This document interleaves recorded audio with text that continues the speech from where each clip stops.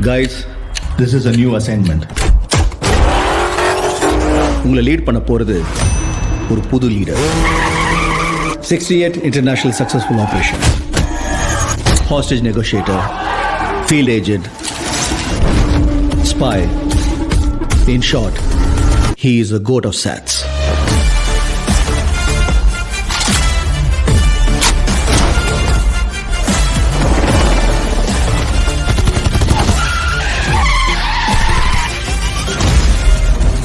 குழந்தை நல்லா இருக்கு, ஒன்னும் டென்ஷன் ஆகாத.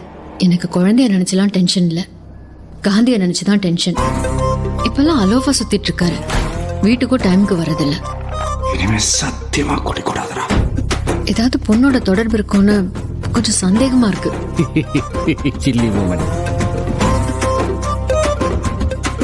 அறிவு இருக்கடா உனக்கு?